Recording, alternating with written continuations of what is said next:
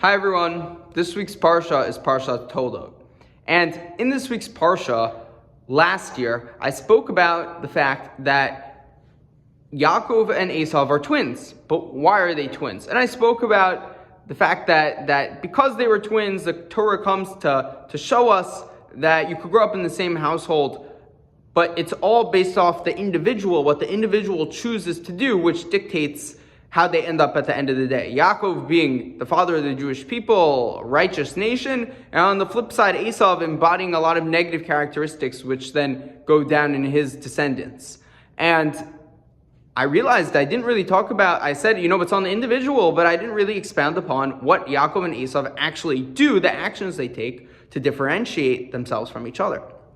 So, I heard from my Rebbe in the name of the Sefer called the Toldot Yaakov Yitzchak, I believe. I could be getting it wrong. I'm pretty sure that's what it's called. And in which the author writes that Yaakov and Esav are different.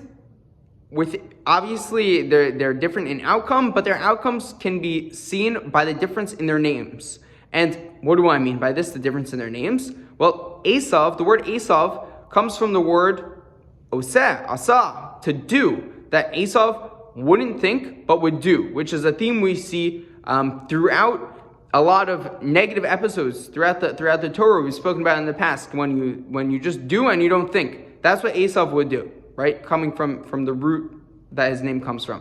Yaakov, on the other hand, comes from the word ekev, comes from the heel. And the heel, right, is at the end of the body. It's the thing you think about last. Also, if you walk on your heels, you're walking a little slower than if you would walk normally.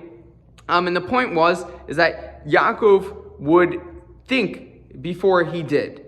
And if you look throughout the Torah, we could go through specific examples another time, but in episodes in which Yaakov and Esav interact with each other and with other people, this distinction becomes very clear, that Esav just goes. He doesn't think about what he does, he just does. And Yaakov, on the other hand, he thinks and then does. Right? And this is very beautifully shown by the distinction with their names. So my bracha to everyone this week is a similar message to what I gave over last year on this week's Parsha, that we should be thankful that Hashem, right, with Thanksgiving coming up for those who celebrate here in America, that we should be thankful that God gave us the ability to, as individuals, to dictate our own paths.